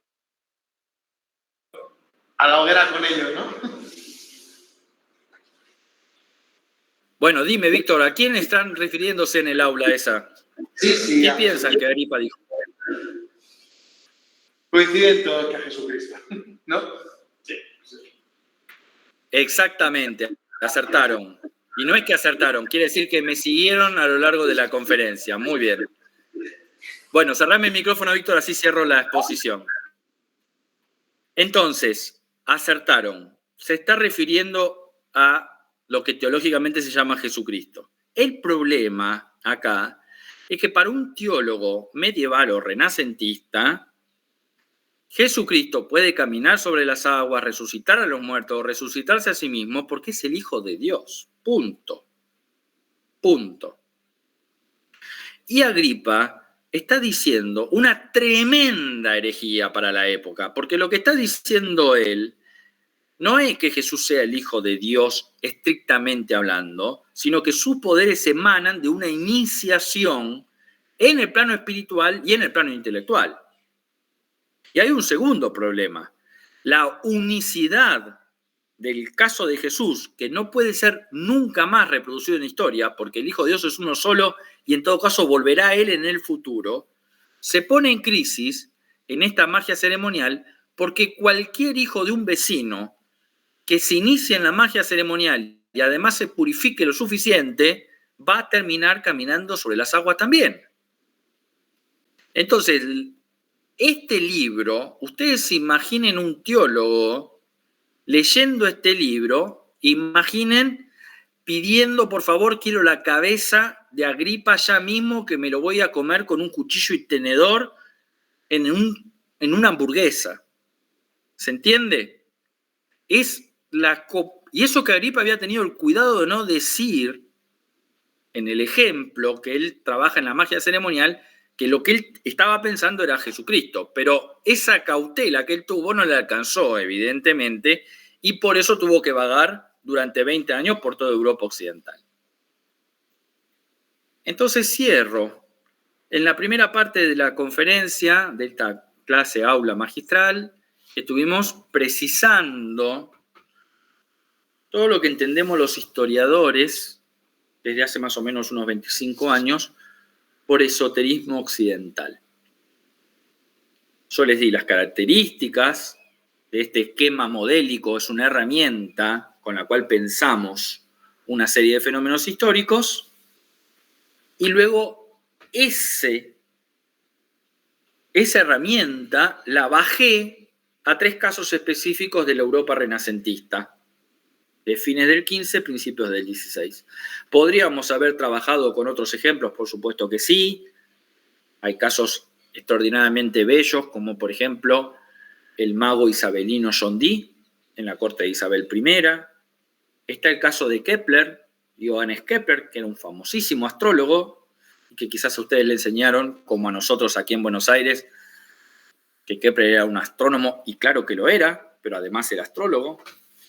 Los ejemplos son muchísimos. Yo he tomado 3. Y en esos 3 aproveché para hablarles de la magia astral de Marsilio Ficino en su célebre texto Coelitus Comparanda, De Vita Coelitus Comparanda, apropiándose del Corpus Hermeticum de Hermes Trismegisto, que para él era un sabio del Antiguo Egipto, y que después se supo que no lo era, que era un personaje mitológico. Luego pasé al estudio del texto de su discípulo, de Giovanni Pico de la Mirandola, sus célebres 900 tesis, sus 900 conclusiones, y vimos en qué contexto surge esto que es la cábala cristiana, que es la apropiación de algunas ideas de los judíos en un ámbito cristiano. Y finalmente, además de observar los problemas teológicos e incluso judiciales que tuvieron ambos, pasamos al tercer caso, que es el de Enrique Cornelio Agripa, ya en territorio germano, donde este célebre texto, el de Oculta Filosofía, le trae, sobre todo por sus afirmaciones en el tercer libro de este libro, relacionada con Jesucristo, ni más ni menos que las persecuciones por declaración de herejía en función de estas creencias que él tenía de la magia ceremonial. En síntesis, les he tratado de mostrar sintéticamente, pero abordando fuentes precisas en contextos precisos, lo que sería una historia cultural y política del esoterismo, para transmitirles que la historia del esoterismo primero es un objeto válido de la academia, así como se puede estudiar la historia de la religión o historia económica, y en segundo lugar, que cuando estudiamos y avanzamos sobre los textos escritos por los esoteristas, no podemos perder de vista que todos nuestros personajes históricos al mismo tiempo también sufren muchísimos problemas porque a causa de lo que ellos creen y lo que ellos escriben, van a tener conflictos con la ortodoxia religiosa, ¿sí? En el plano del discurso, pero sobre todo en el plano de la persecución política. No solamente los estigmatizan discursivamente, sino que además los persiguen, ¿eh? Y si los hubiesen podido agarrar, en estos 3 casos los hubieran, bueno, probablemente matado. Así que con esto cierro y en todo caso, ahora sí abrimos para las preguntas del auditorio lo que quieran en nuestros últimos 15 minutos. Víctor. Juan, muchísimas gracias por la presentación. No vamos a tener en realidad ni 5, más o menos, porque ahora mismo son y 53 acá y en punto nos cierran, literalmente. Así que tenemos, pues, como mucho, para una ronda de preguntas muy rápida, de 1 o 2, si surgen, y tratamos con eso de aclarar alguna cuestión que pueda haber quedado ahí en el aire, ¿no? Porque, perfecto, voy a ser sintético en la respuesta. También.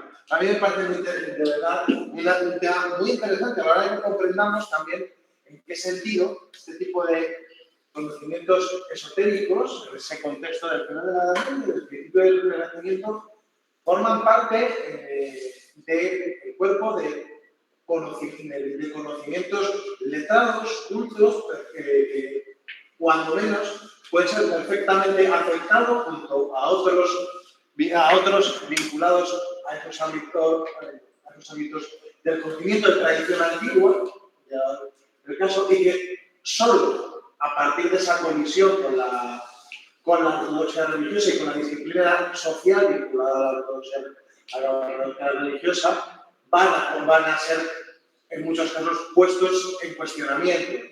Solo, pero también eso nos ayuda también a comprender el enorme éxito que tiene su reproducción a lo largo de toda la Edad Media y de la Edad Moderna hasta el mundo contemporáneo, que así acabar saliendo finalmente de los márgenes de lo que entendemos como el conocimiento científico. En el momento de origen difícilmente lo podemos disociar o colocar como algo completamente antagónico, disociable. No sé si vosotros queréis que haga alguna cosa, que trate algún tema, alguna idea que os quedó ahí un poco en el aire, no sé.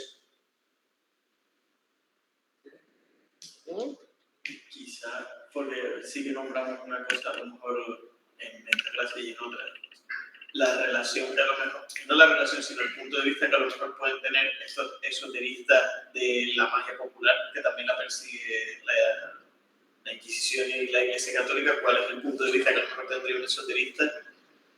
Porque eran personas muy letradas, muy entendidas en este tipo de cosas, y seguro que eran conscientes de que dentro de las tradiciones populares existían pues, prácticas que se consideran mágicas. O sea, ¿qué opinaría una persona de esta época a lo mejor con respecto a este tipo de prácticas? ¿Las consideraría como poverías del pueblo llano y ellos son los que realmente pueden ejercer estos poderes, o ven alguna relación entre los poderes que ellos han estudiado en esa alta magia con esa baja magia? Bueno, es una excelente pregunta. Es una excelente pregunta que me la hacen también en mis cursos aquí en Buenos Aires y en La Plata. Voy a ser sintético. Mírenlo desde el punto de vista de un teólogo o de un inquisidor. Son prácticas demoníacas. Son prácticas demoníacas. No importa si son eruditas o no tienen un soporte escritutario. Son prácticas demoníacas, todas están demonologizadas. El tema es que una campesina de una aldea que cae en la garra de la Inquisición, que no sabe latín, por supuesto, ni mucho menos hebreo, que no está versada en ningún tipo de saberes, que ni siquiera puede entender aquello que se le acusa, prácticamente la única salida que tiene de una acusación de este tipo es la hoguera. Es la hoguera. En cambio, un Ficino, un Pico, una Agripa, no solamente construyen discursos apologéticos, no solamente se defienden oral y en forma escrita, sino que además, como vimos hoy, tienen contacto con los príncipes, con los reyes, con los arzobispos. Entonces, no es tan fácil que les caiga encima un juicio de este tipo. Cuando hablamos de la casa de brujas, entre comillas, porque también hubo muchos, comillas, brujos, varones, se calcula alrededor del 30%, estamos hablando de las personas analfabetas, de las hechiceras de las aldeas, cuyas prácticas no están ancladas en libros eruditísimos como los que estuvimos viendo. No son personas ricas como el conde Pico de la Mirándola. No están vinculadas a las cortes de los Medici o del arzobispo de Toledo. Entonces, lamentablemente para estas mujeres y varones, en una proporción menor, no están en condiciones de defenderse ni intelectual, ni económica, ni políticamente. Desde el punto de vista de la social, son otra cosa. Ahora, la segunda parte de la pregunta me parece también muy interesante. Los propios esoteristas, los Enrique Cornelio Agripa, denostaban a las prácticas mágicas populares, pero no en términos de monolíticos, sino en términos de inoperantes, en términos de ignorancia. ¿sí? Y una hechicera de una aldea metía una pata de murciélago en una olla y con eso decía curar el mal de ojo, Agripa se hubiese reído 3 días seguidos. ¿Entiende? Pero no porque es una cuestión de demonios, sino porque eso no tiene ninguna eficacia. Entonces, la forma en que tiene Agripa de atar estas prácticas, llamémosle populares, no es la misma que la de los teólogos. Para un teólogo todo es lo mismo. Todo es demoníaco, todo es herético, todo hay que perseguirlo.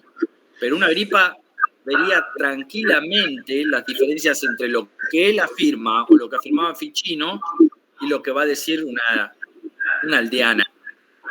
Y además una aldeana no tiene la más remota idea de quién es Agripa, no tiene forma de leerlo, no sabe leer. ¿Me entiende? Entonces, está muy buena la pregunta porque introduce la cuestión de la historia social, además de la historia política. E incluso si ustedes quieren la historia económica, porque para publicar un libro en una imprenta hay que tener dinero. Y las aldeas están llenas de campesinas, comillas, hechiceras. Lo que menos tienen es dinero para publicar un libro. ¿Se entiende? Así que estas preguntas deparan muchos matices con los cuales podríamos seguir hablando hasta las 4 de la mañana, si quieren.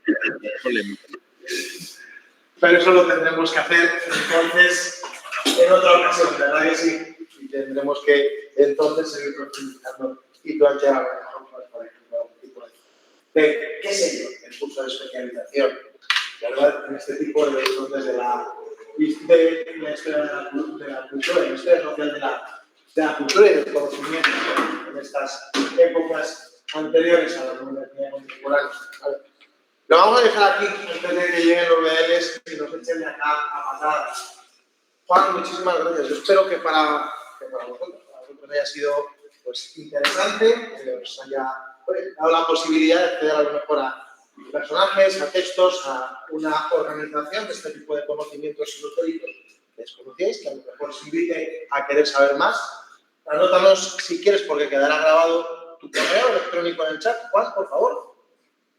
Déjalo ahí anotado. Yo les quiero agradecer. Yo les quiero agradecer a los estudiantes que estuvieron aquí presentes, que seguramente si llegaron es porque tienen un interés, una curiosidad por estos temas. Si se fijan en nuestra página del Centro de Estudios hay muchísimos datos y bibliografía que pueden descargar.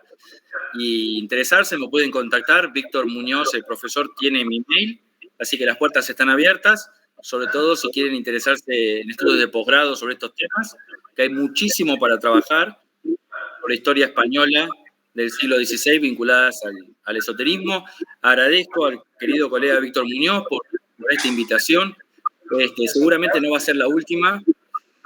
Y esta sinergia que estamos creando entre la Universidad de La Plata y la Universidad de La Laguna seguramente se va a mantener en los próximos tiempos, porque estamos trabajando todos muy cómodos, con mucho trabajo, y bueno, un abrazo grande a todos allá también. Seguiremos, seguro que sí. Cuídense mucho. Gracias también ahí a todos los compañeros, compañeras, amigos que han compartido la tarde y, en fin, no sé si nos veremos antes, espero que sí, pero si no, felices fiestas, ¿de acuerdo? Estaremos de todos modos hablando. Disfruten, que empiecen ahí también esas vacaciones. Suerte. Felices fiestas. Nos vemos. Hasta luego. Hasta luego.